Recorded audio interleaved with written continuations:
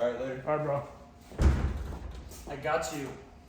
The candle maker. Oh yeah, you're kind of sore. You know what you're doing. Oh, dude. I literally have West Elm candles. I pay way too much for them. Really? Yeah, like $80 per candle. Are they literally, big? they're big. Yeah.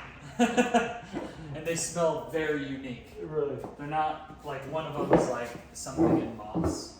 Okay. It's like a moss candle, and it's like, what does moss sound like? I don't know. All right, I'm just gonna start the intro music and then we'll Cool. hop into it. All right.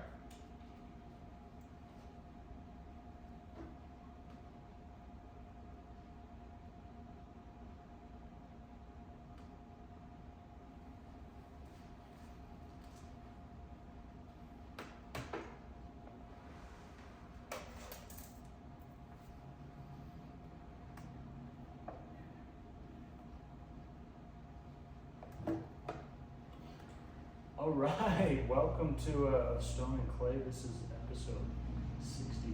We are here with E.J. Michels, the talented musician that I met a couple weeks ago. I was at a King Will Come show. My roommate Spencer has been on the pod. He's in the band, and E.J. was playing with them at this little charity event. And the lighting here is not working out. We're gonna abandon it. Ooh, it kind of looks cool from From down there? bottom up. Yeah. Does it really? Let's see. Yeah, it's kind of cool. So. Okay. Oh. Yeah. Okay. Sweet. Well, anyways, yeah, you were we're not opening. It was just like a kind of a bunch of bands playing for this little charity show. Yeah. And yeah, then we got tacos after. Oh, that was amazing. Oh my gosh, I'm so glad you guys invited me. Yeah. I love late night tacos. Yeah, that was a special thing. Usually tacos bring people together. But yeah, I've done when we were getting tacos, you were talking. I didn't realize you'd been on The Voice and everything, and I loved the sound of your voice, but I hadn't heard your stuff. I had heard of Foreign Figures, the band you're in, but I hadn't really listened to them. But I did a deep dive. I listened to all your songs. And Band or mine? both. Yes. Yeah. Yeah, And I'm so excited. I have questions. okay, good. And let's see. So I wanted to tell you of all the songs, like my favorites of Ooh, yours. I wanna hear it. Yeah, because I really went more into your solo stuff. Cool. It's a little bit more my vibe. Yeah, or your type of style of music you Yeah, listen to. yeah. And it's what would you call it? It's just like, I mean, I just call it like indie. I don't know what else. What's like the specific genre you call it? I mean, I feel like Spotify puts it under chill pop or like contemporary Okay. pop. Yeah. I just think of it as like indie singer-songwriter music, but I always have poptism to whatever I do. Yeah.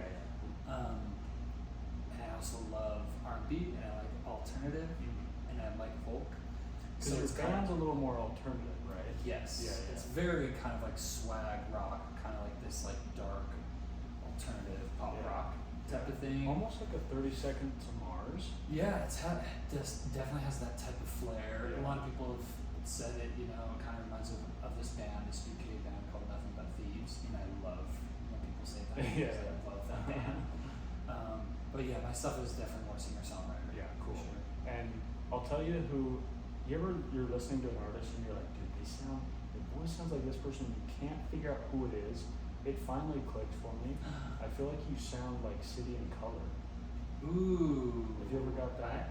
I never heard someone say that. Yeah. But I've heard it City in Color and love their sound Yeah. so much. Makes me want to listen to it after this. Yeah. I'll have to show you some songs. He's got. I just feel like you guys have similar vocal abilities, and you guys do kind of similar things with your voice, and it's also kind of a similar vibe. But, Yeah. anyways, I think I really liked. I mean, you just came out with a new album, right? I did last month in August. Congrats. Thank you. It's amazing. Like, Thank you so much.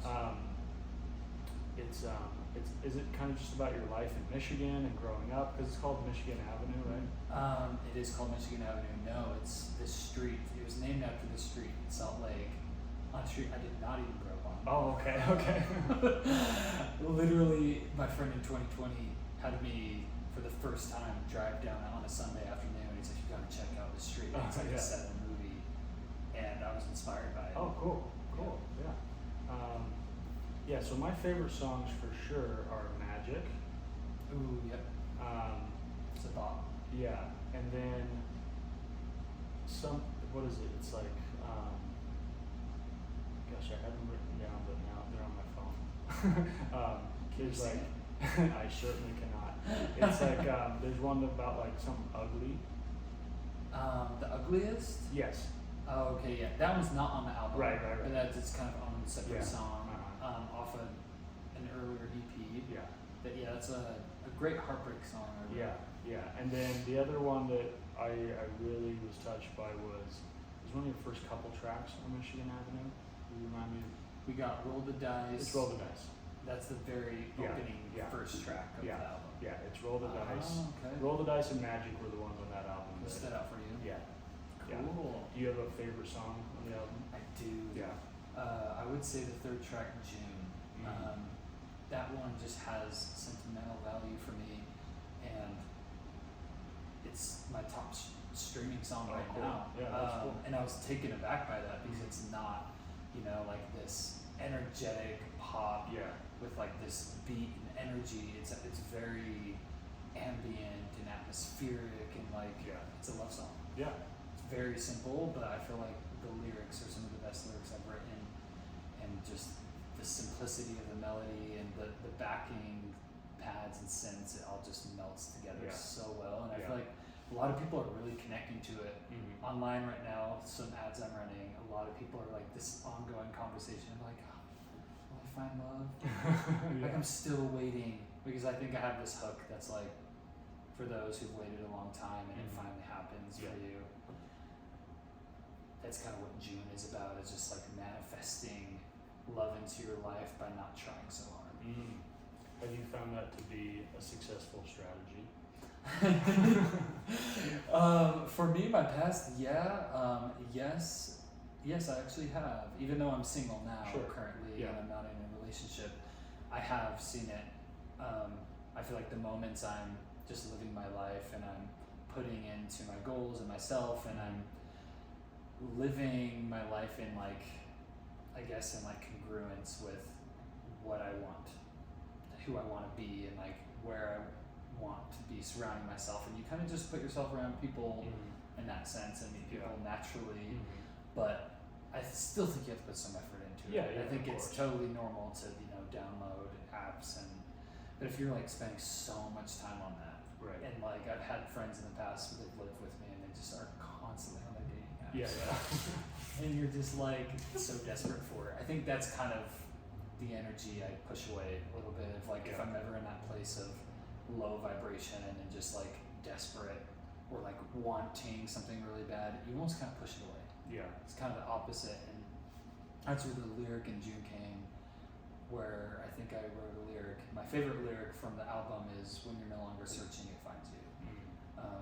That's kind of the idea. Cool. I'm big into manifestation, law of attraction, and stuff like that. That's really cool. Did you say, I think when we were, I didn't ask you any questions when we were eating tacos because I didn't know you. You're on the other end of the table. I was on the other end of the table. But I think you said that this album is essentially a breakup album, right? Or were you just telling us about a recent breakup? I was telling you about a recent breakup, but I was also telling you about this next era I'm headed into right now. This album is actually quite the opposite. It's a very much finding, manifesting love, healthy love, and it's like the first half is kind of that place, and then the second half is more of me healing from shame and healing some of my just kind of past ghosts and trauma and stuff I've been through. And so it's kind of really, for me, it's a very beautiful, healing, cathartic album. totally.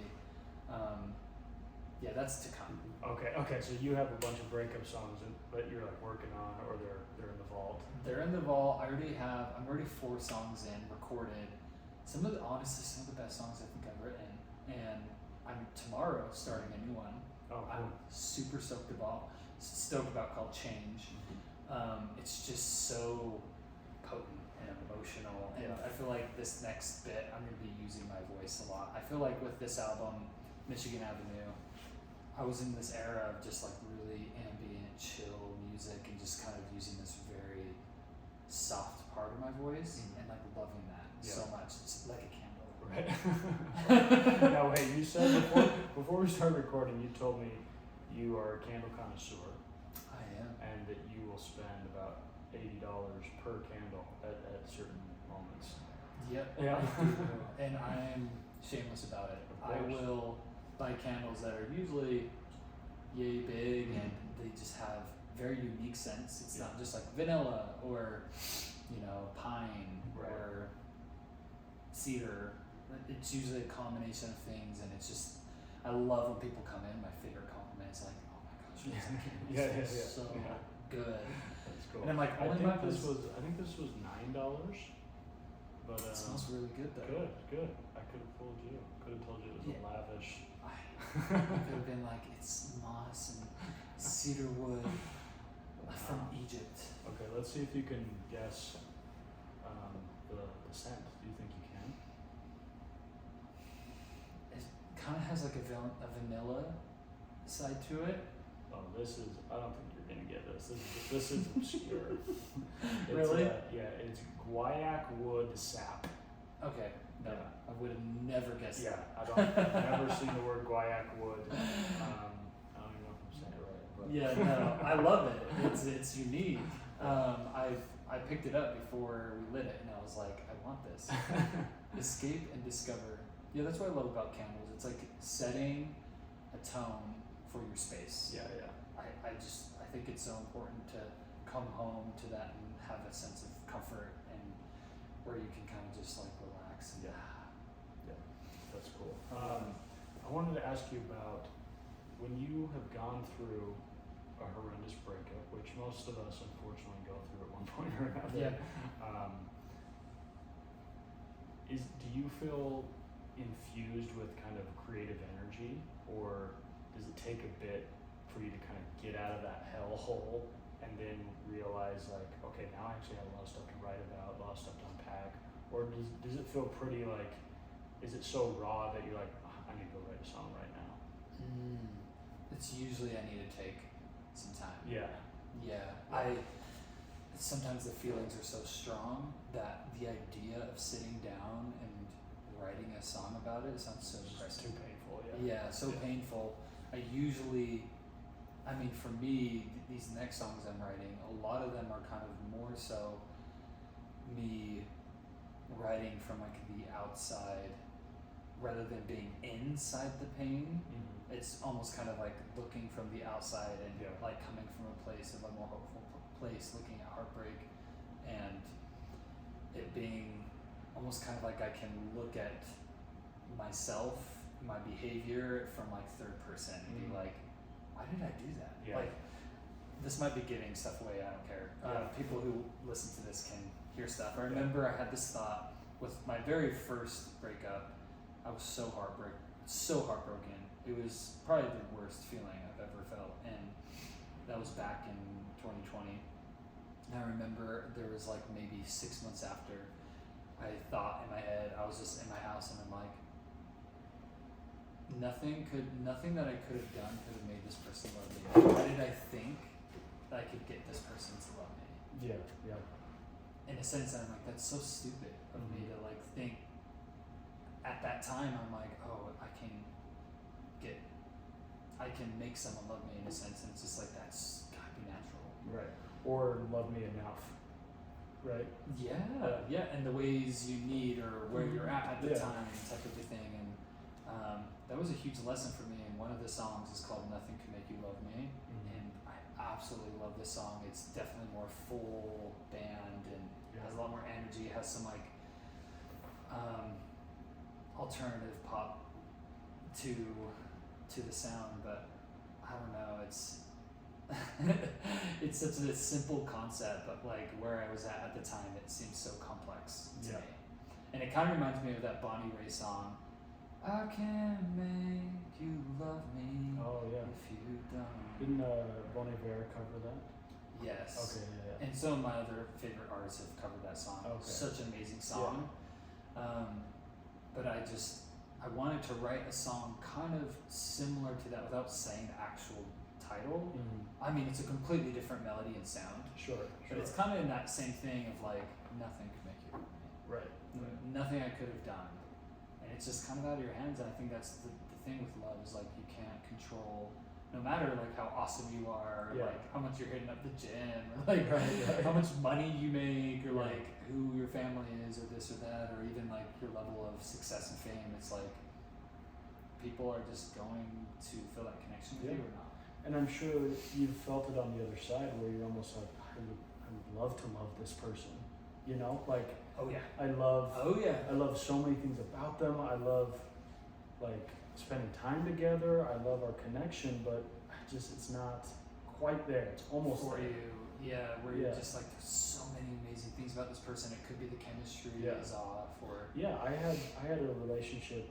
It lasted probably way too long, but we both kind of felt like that from the get-go. Like, we're just so different. I don't think it'll work, but we just loved spending time together and really loved you each had other. the chemistry. It was crazy. But Yeah, maybe we some just compatibility. Not yeah. I think it was we just didn't give each other what the other person fully needed. You know, to feel loved and to be loved, and it was honestly devastating when we ended it, even though it was very amicable, just because we're like, for both of you, or for yeah, for both of us, like, and we kind of like, I was a little more resistant because I was just stubbornly wanted to drag it on longer. Well, and not drag it on. I wanted to really try and make it work, and she was just kind of, we can't. We're like, we've tried this long, like it's not, you know. What would you say from that experience, what did you learn your, I guess, top love language would be for you? That like means the most to you? Yeah, here's what's annoying is I already knew beforehand. Okay, so you already know this. Yeah. You're pretty self-aware. Yeah, I've always been big with, honestly, to me, I just have a big three, and I don't even necessarily know the order, but I need quality time, I need physical touch, and I need words of affirmation.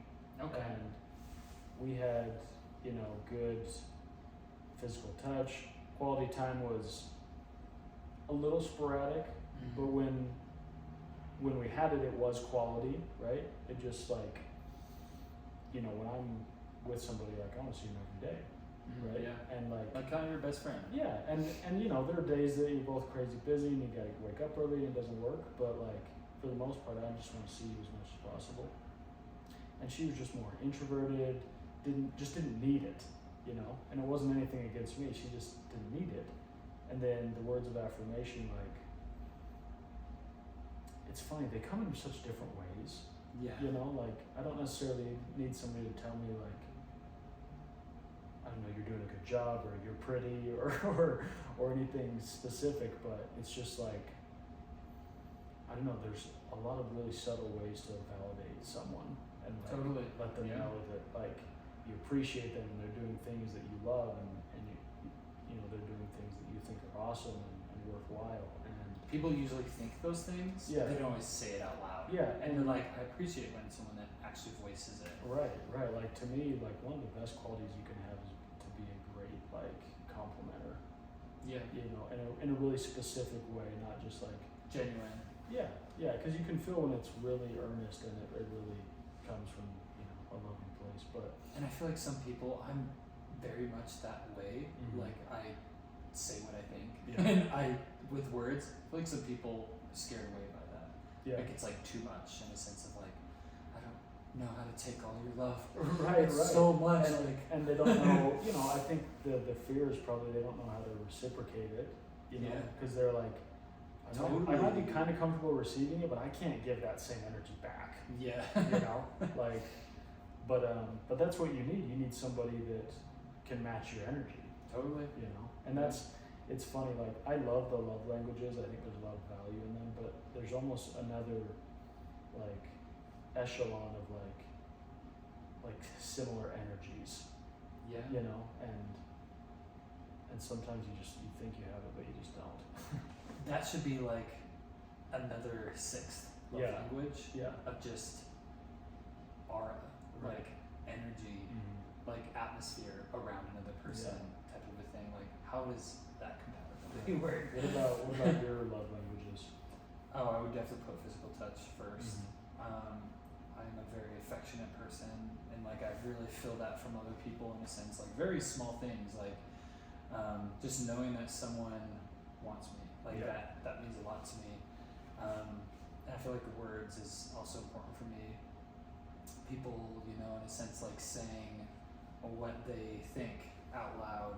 And I would say probably time comes after that Yeah. because I love, attacking my goals and I like staying busy with purpose, not just to like, I'm just gonna be busy and do Yeah. whatever it's more like I love quality time when I'm with a person, but I also like to live a life full of purpose and meaning, and I can only, sit at home for so long until I feel an itch to go outside or like I just get stir crazy type of a thing. So I like to do things, I like to fill my schedule. And I think sometimes it can be a lot for some people if they're in a relationship with me. So I put those first two at the top, and then I like time probably third, acts of service fourth because I can take care of myself, and gifts last. Even though I love all five of them, I think everyone loves the thoughtfulness of like all of that. It's like I have everything I need. If someone gives me flowers, it's like a nice thought. I don't really need them. Like I'm a pretty clean person. I can do my own dishes. Make my own bed. I love spending time, but I like spending time on my purpose and in music and shows and writing and recording and doing music videos and meeting new people. Like I love that stuff, and so I think that's probably why those top two are mean the most to me. I would say, even though I like all five. I had a past partner that was like, "You're like a plant that needs a lot of water," and I'm like, "Thank you. I don't know how to take that." I mean, would you rather want like a cactus of a relationship, or would you rather like want an orchid? Right. I'm like, I've dated a cactus before. there are pros and cons. not much watering, but then it's like they don't really need anything from you, or you don't need anything from them, and then sometimes that connection can be still. That was kind of this girl, like, and I don't want to disparage her because to this day I think she's listening to this right now. She's like, no, she's for sure not. But she just required so little, and because she required so little, she didn't give a ton. And that could be the problem side of the cactus. And it's funny. I told people, like, when I was kind of bemoaning my issues with her, I was like, dude, I know some guys, this is their dream girl. Like, she requires almost nothing. She's very, very chill. Like in 2 years, we never got into a fight. Like, there was never like, oh, what was up with this, or why didn't you text me? There was you were together for 2 years, on and off. And it was a lot of never fully committed to each other because we both had our doubts. But we just kind of couldn't stop seeing each other. It's just. But maybe a little of that, like, kind of not toxic love. Maybe a little bit of that kind of just the chemistry and magnetism can't get you to just cut the cord. And I think especially when you're in these relationships that aren't toxic, so you're not really getting anything negative, you're just not getting all the positive you need. Yes. It's easy to stay in because you're like, dude, what's the alternative? Like, I don't have I don't have something better knocking on my door. And this is comfortable, it makes me happy, but like, is it preventing you, from growing alone and then also getting what you really want? I think ultimately, if you stay in those relationships, you're gonna end up in hell, because sometimes it feels selfish, but whatever you need to feel loved, like you just need it, Yeah. you know, and you shouldn't, you know, you don't need to apologize for it, but it just, eventually you're gonna like resent your person for not giving you those things. Oh, 100%. I've been in that Yeah. very situation. And it's not fair, and it's not necessarily their fault. They're just kind of built a little bit different.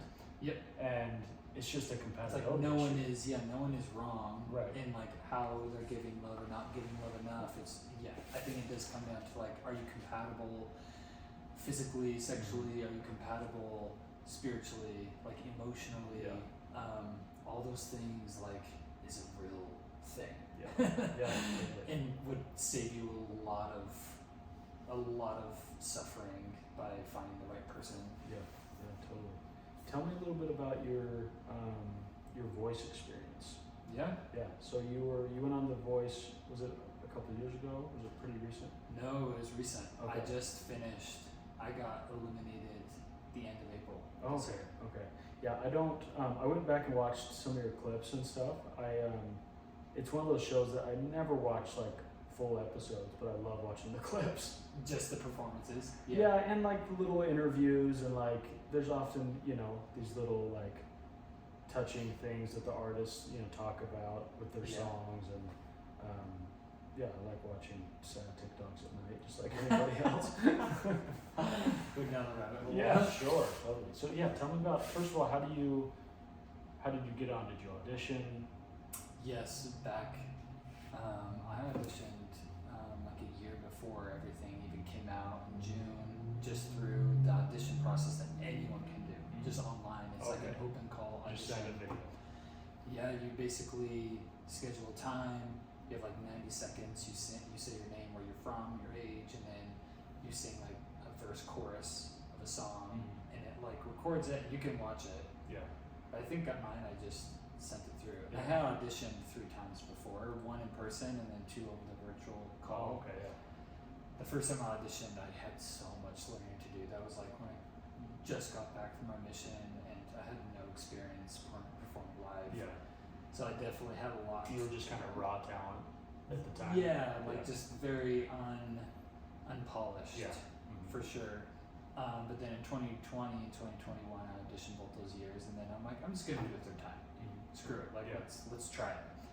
And then that's when the emails came through, and just kept spiraling until they're like, gave me a call and we want to fly you out to LA, and I'm like, oh my god, this is so weird. Like just thinking, this has been a dream of mine since I was in high school and saw David Archuleta on American Idol, and the fact that it was happening was terrifying, but it was surreal, and it was also like I'm prepared. Yeah. I've been You put in doing the work. this thing Yeah.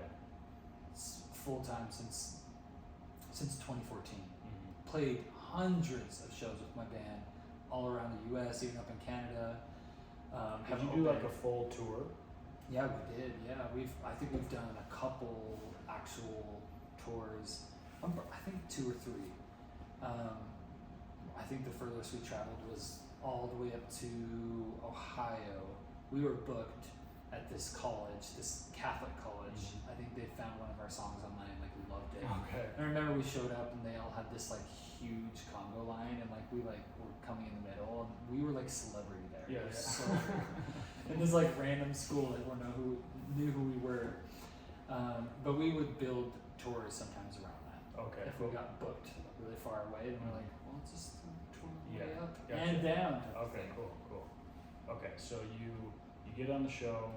Got on the show. I did the blind audition with the song "Easy on Me" by Adele. She's one of my all-time favorite artists. Yeah. I'm obsessed. I'm like an Adele stan. She is so authentic and genuine.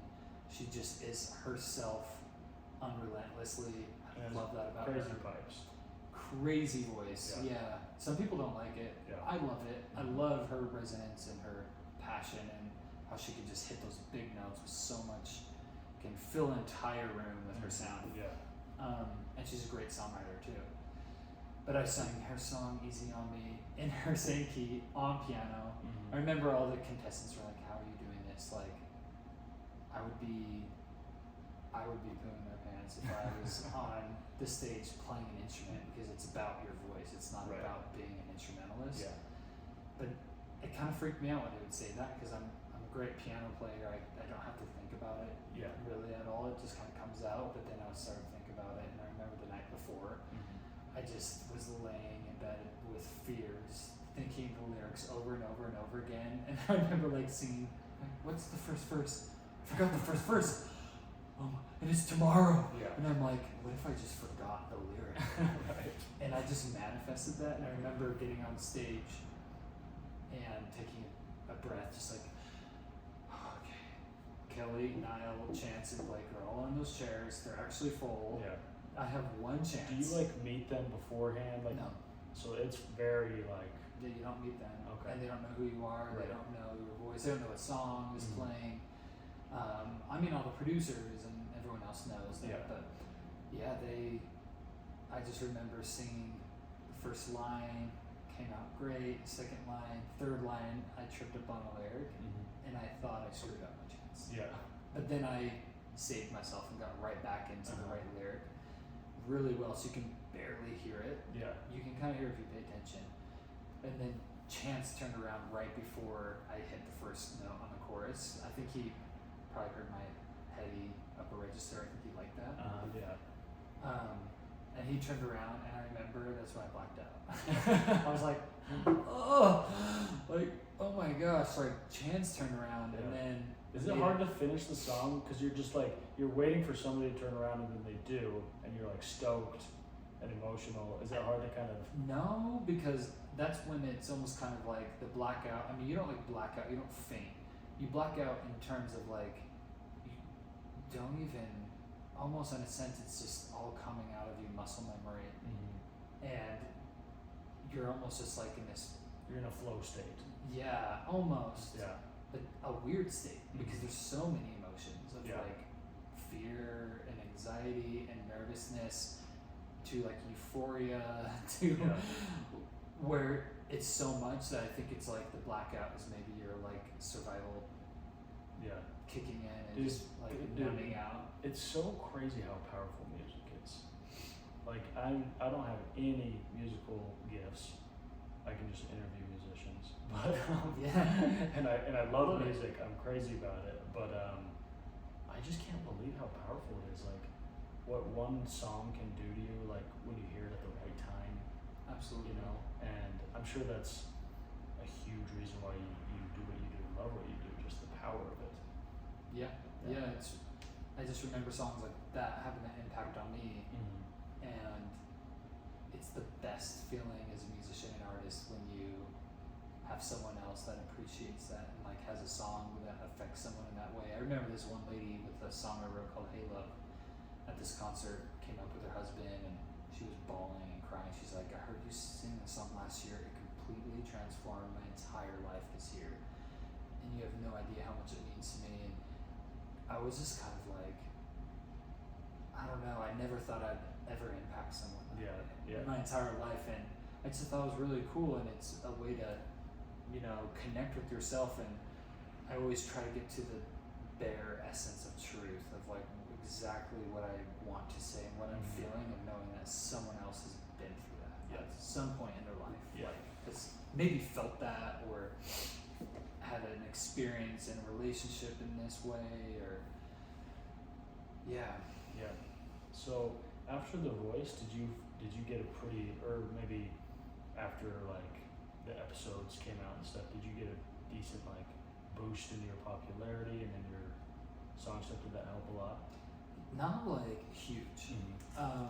Not like this level where you're like 100,000 followers. I think that only happens if you make it to the very, very end of Okay. live shows. Yeah, yeah. That happens to maybe, of the 80 of us that get there, and it like narrows down. It probably happens to, 5 people. Right. Where they kind of make it to that live show and they're getting huge push. For me, it was like honestly the perfect amount of publicity and like excitement around building my brand and my name outside of my band. Yeah. And especially here in Utah, and now getting booked like way more than I would have been.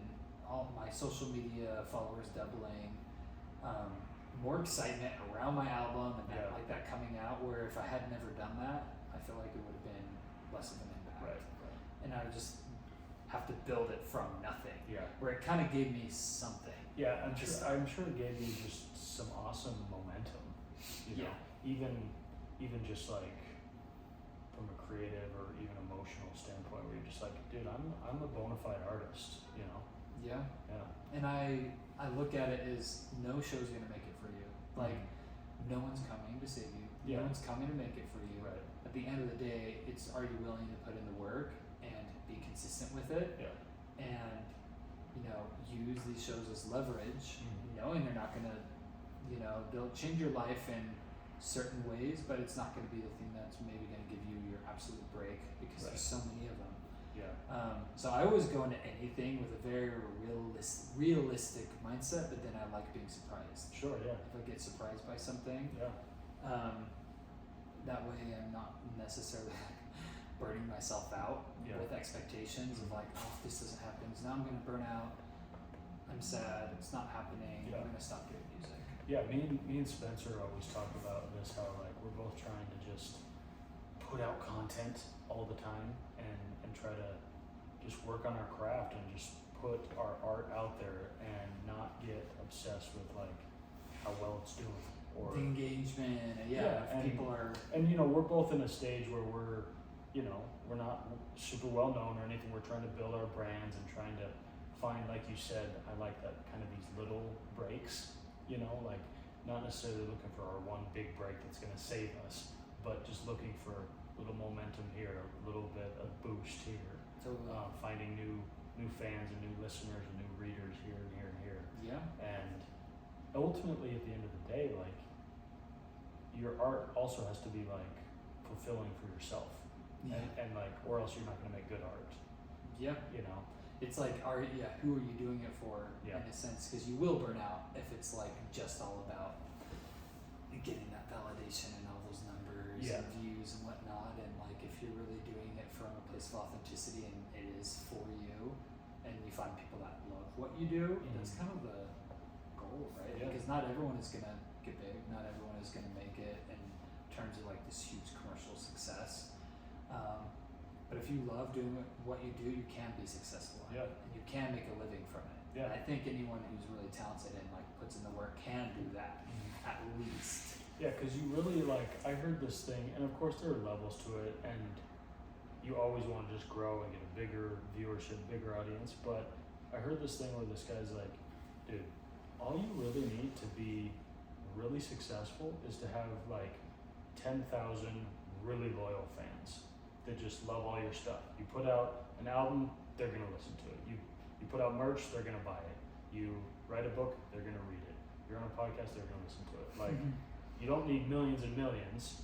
Like, if you just have 10,000 like really loyal cult followers, like you can start to, Absolutely, and then Yeah. they'll want to see you live, and Yeah. then you can play like 10,000 size cap venues around the nation. Right. Like do Chicago, you could do LA, you could do Utah if you're from here, New York, Dallas, like just play all around the nation, do 10 gigs, make a killer living from that, and then also from your streams, and you're Yeah. right, you could totally make a living doing that. And that's kind of my goal. Is I like the idea of building up my Spotify following, where I can have this passive revenue coming through that allows me more time to put into other things Yeah. and areas in my life, and where I don't always have to give my time to make a living. Yeah, that's cool. What are your for you? What's the value that you find in like good friends? Because like I don't know you very well, but I could gather that you're a pretty like social, fairly extroverted type of person that loves people. Absolutely, yes. I was not always that way though. Yeah. I was very shy, and I still kind of have social anxiety, especially after it came out, and just like in a sense within like the LGBTQ community, and even communities outside of that, just like being myself, makes it hard sometimes to find friends. Yeah. Because I don't know, it's just like people kind of put perceptions on you, or like they'll kind of think of like, oh, this is who you are. Just put kind of a title or a brand on you. Yeah, like based off of like my music or how I'm perceived online. But I feel like I feel like there's a lot more. I mean, to any person behind social media or like behind their sexuality or like their belief system, there's an entire personality there, an entire sense of humor there, and like entire sense of like passions and hobbies and interests and whatnot that make up a human being. But yes, I feel like my job and having sort of mission and being put on stage and thrown in front of cameras and having to communicate is turning me more into an extrovert. And I love humans. I love getting to know people, and but I value having more I'd rather have less relationships, but more like quality, deep people that actually really know me, and people that I actually really know, and we're invested in each other, and we put into those relationships, and we invest in them, and we make time to like, let's go kayaking together, and like let's like tomorrow night with a group of friends I've been hanging out with for a long time. Sometimes we'll go with this one friend, we'll go on like bike rides together or go kayaking, and he'll come to my concerts, I'll go to like his stuff, he's a wellness coach, and like I'll go and support him with his stuff, and we're just like going out downtown and hanging out and whatnot tomorrow night. But I'd rather foster more of those like really close relationships. They're just more fulfilling for me than like going to a party with a bunch of people. Right. You don't know them, they don't know you, and you're just kind of like looking around, feeling a little anxious, and like everyone's just like spotting out who they think's hot. Like who they want to talk to, or they get super scared of like, oh, that person's really hot, but I don't want to talk to them. But it's like, why do people do parties in a sense? Because it's like people want to meet other people. But sometimes it just feels more lonely when you're actually not making a connection with anyone, and then you go home and you don't really have any friends. It's like you're just going to these parties and being around a lot of people, but then it's like you're not really talking with anyone, you're not investing in anyone, no one's investing in you, in your life. And so I think having friends, especially outside of a relationship, is super important for me. But I am also kind of a homebody. And when I get in relationships, I usually like spending a lot of time with my person. And kind of my friends kind of become their friends. And usually it's that way most of the time. Did you, when did you come out? 2018. Okay, so 5-6 years ago? 6 years ago, okay. Yeah. Did you feel like you lost a lot of friends, or did you feel like when that happened, if you lost people from your life, maybe they weren't that close to begin with, they were kind of like, what was your experience? I know everyone has such a unique experience. I honestly didn't lose any of my like very close friends. It actually kind of did the opposite. It strengthened them, and it made them feel like they could be themselves in a sense. You feel like a lot of people when you came out were like, yeah bro, I know. I shocked some people, and some people are like, like it's not surprising at all. Like knowing you, like my mom was like, "Oh honey, I already knew," and I'm like, you're like, it's like a backhanded compliment. Yeah, where it's just like, how do I feel about that? I'm at the point now where there was this whole thing of like, oh my feminine energy, my masculine energy, and like I'm very comfortable with both. Where like back then I was so uncomfortable with my feminine energy, and to me, like that's not even like, or not even feminine, like effeminate, or just kind of like this sense of me being a sensitive, emotional person, because I am. I'm also romantic. When I was closeted, I was not, and I thought, oh, interesting. I really thought I didn't know how to love. Yeah. I thought I was broken, and I was just like, why do I never want to date? Mm-hmm. I don't care about it. I'm always just on my goals and like focusing on work and just focusing on like the stuff I want to just attack and accomplish. And not until after it came out, I realized I'm a very hopeless romantic. Yeah. I'm very affectionate. Yeah, you were just hopeless before. I was a hopeless case. Yeah. 100%. And I mean, it's beautiful because I felt like I had the permission just to be myself as a man. And I feel like sometimes guys have this pressure to be like, bro, dude, Yeah. It's almost kind of like you have to prove your masculine energy within this alpha around the guys, where for me it's just I'm just gonna be myself. Yeah. And I like being myself. I like candles. I like color now. I used to tone that down. And on stage I feel like I would always move in a certain way where I just move how I want to now. And, I feel like I'm a little bit more just open and free to be myself, and I let my crazy laugh come out where it's a high pitched, almost just witch laugh, and some people love it, some people cringe, some people are I love your sense of humor, and some people are you're a lot, you're too much, and that used to offend me in the past, and that was really hard, and I feel like I'm getting into a better place of self-love of being I find me enjoyable. Right. I like being around me. Yeah. And I think that just all goes back to self-love for anyone. Yeah.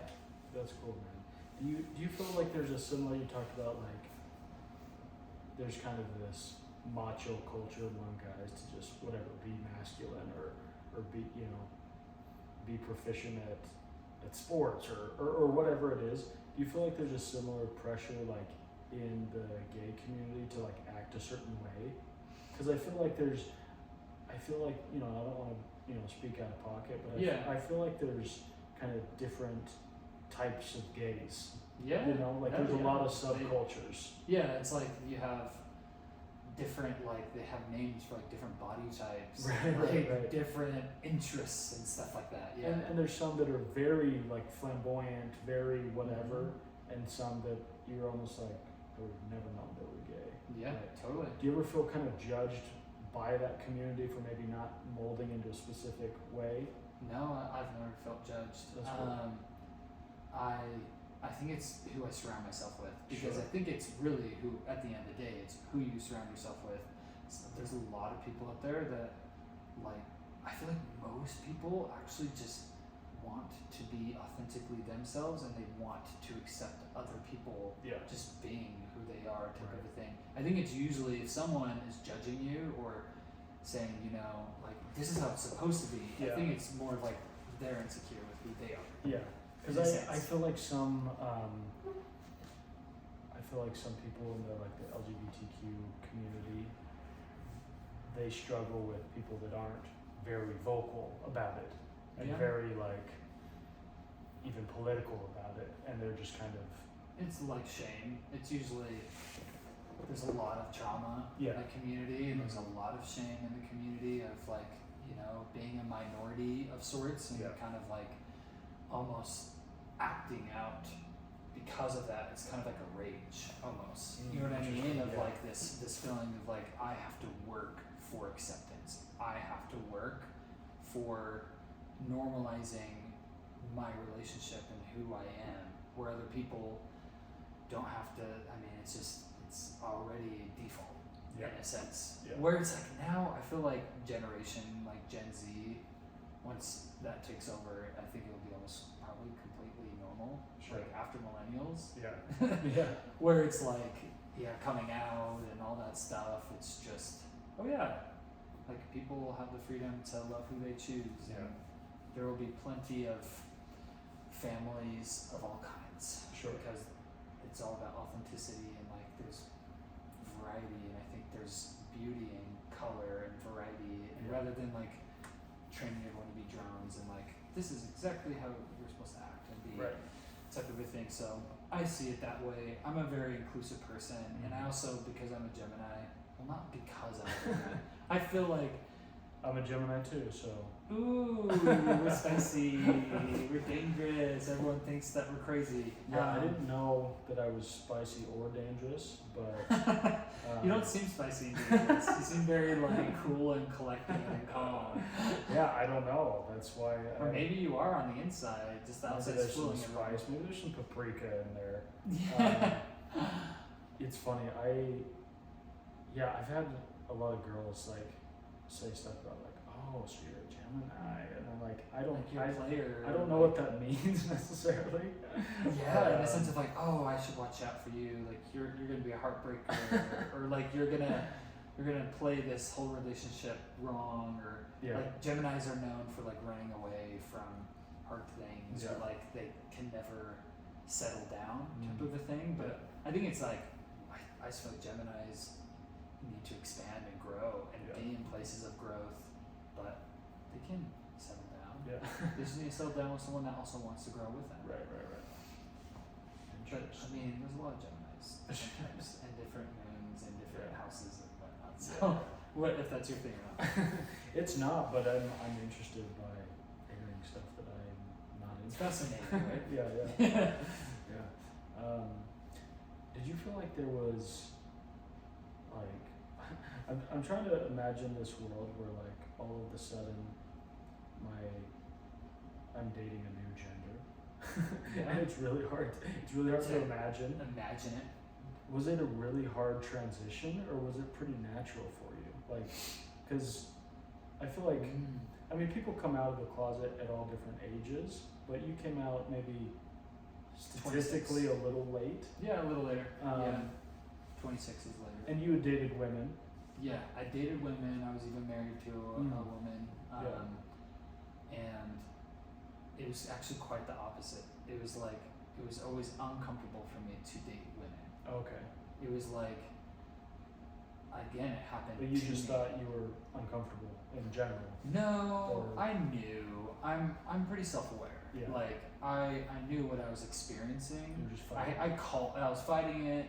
I was pushing back against it, and I was choosing, like consciously choosing to do something else. Yeah. But I think it was hard for me. It was terrifying, honestly, to be like giving myself to those levels of intimacy and becoming comfortable and like taking it one step at a time, rather than it's like if you're dating, who you're attracted to, that's not an issue. It's almost like the issue is like when do we get to touch? You know what I mean? Yeah, Where yeah. it's like hard to like not find reasons to touch someone and want to connect and be close to them. And when I started dating guys, it was very natural, and I mean, it was terrifying in a sense of learning so much about all these like romantic all these emotions I've never felt. Yeah. That was the terrifying part. It's almost like you're going through puberty at 26. Going through high school at 26, Yeah. and where all these people, some of my students talk about their breakups, and this girl talking about this guy that only wants to date her because he just wants to make out, and like that's like the stuff you deal with in high school, Right. type of a thing. Where now I'm experiencing it later in life, and a lot of other guys are experiencing it later in life, and it can be messy. You do make mistakes, and you're still a beautiful human being, and you figure out what works for you, what you want, and I think there's a lot of validity in allowing yourself to explore, to find yourself, and being like, what brings me more light and what takes away that light, and what experiences make me feel better and what experiences make me feel worse for myself as a full-fledged adult. Yeah. I really like if I was listening to this podcast and I was like, and it was transcribed into a book, I would have highlighted what you just said, where you said like, it's messy, but you're still a beautiful person. Yeah. Like that's so cool, because it's so true in like every aspect of life. Like sometimes it's hard because it is messy. You feel like you're not a beautiful person. You feel like you suck, and you're like destined to just make mistakes and to just be stuck in this mess and this swamp. But you're still like this beautiful thing that has so much kinetic energy. Always going to be lovable, Yeah. no matter what you do. And sometimes and even people tell us like you're always loved, like be yourself. Everyone says that, but I feel like everyone feels the opposite. Yeah. Like deep down, like everyone is really learning to love themselves and to feel a sense of worthiness. Yeah. It's like easy to being tell. human. It's easy to tell people to love themselves, but it's really hard to love yourself. It is. But it's funny because everyone acts like, "Come on, man! Like, it's not that bad. Like, you need to treat yourself better and stuff." But then they just go right home and are very self-denigrating and very hurtful to themselves. Oh, 100%. And that's why I have my affirmations in my bathroom, laid up, and I look at them every day. Yeah. I don't always say them Are every they day. ones that you kind of came up with, or did you borrow them from? I came up with them. Cool. They were words that I've either in the past struggled to believe about myself. I mean, it's usually that. It's like these words that's like I know are true, but I never believed. So it's me wanting to like re-implement those beliefs and like really instill them inside my being and actually believe it. And I can actually say now with a lot of them, most of them, I actually believe it now. Oh, that's cool. Where in the past very just was such a kind of hidden figure. Yeah. A shadow. Yeah, just living in the shadows. Yeah. Even though like I was out doing all these things, but inside I was just not a happy person. Yeah. I was just shackled with shame and darkness, and even though I was doing everything that was, like expected of me within my family and community of like this is how you be happy, but it was like the opposite for me. Yeah. So it's kind of the experience was just beautiful and liberating and healing and and now I'm in a place now like I know what I want, I know where I want to head, but I also have a lot of uncertainty, and I think that's kind of where it's like the exciting part of life, like you don't know, anything could happen. Yeah, that's cool. Isn't it interesting how at different stages in your life you almost get to a crux where you're like, oh, so this is what it means to like be a human. Like almost as if like you weren't a human before that. Right? You were just some apparition. You weren't quite there, but I think of maybe a human who is afraid to be human. Yeah. In a sense. But yeah, sometimes I feel that I'll experience something beautiful or a new relationship or something, and you're just like, wow, so this is what life's about.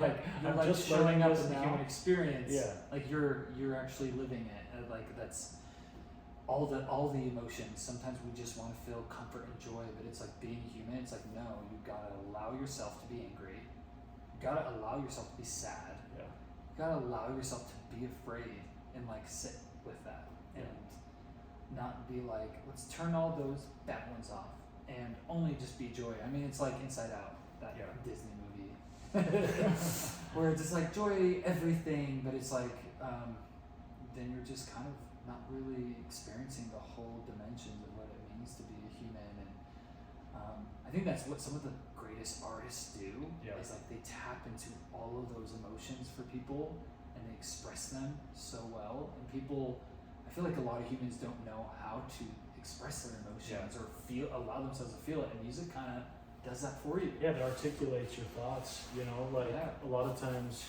you'll hear a verse or you'll read a passage in a book and you're like, dude, I've thought that my whole life, but my brain has never really put it together in a cohesive form. You're like, it makes sense now. Yeah. You're like, why didn't it make And sense a lot of before? times they're deeply like simple like truths, but they're just packaged in the correct way, and that makes you feel. and a lot of times you're not ready to, like, you're only ready now to feel it and to understand it. But that's what makes art so beautiful. Amen. Hallelujah. Yes. All the Preach. above. Yes. Who are some of your all-time favorite artists? I already mentioned Adele. Yeah. Another one. His name is James Young. Okay. This guy, he is bald and has a beard, but I don't like him just because of that. Okay, I don't have this that's like. correlation. He used to have hair. Yeah. I just love this guy. I think he's based out of LA. He has, I think, one album out and one EP. Not a lot of music, but he has crazy success. I think he's signed to Atlantic Records, and he has this album called Feel Something. And I think he's just the texture of his voice. He calls himself alternative R&B, which no, indie R&B. Okay. So it's kind of like maybe a more like chillaxed version of R&B music with just like this kind of like retro synth backbone. It's kind of just this sexy music, but with so much emotion behind it. And I just love that he talks so vulnerably and honest.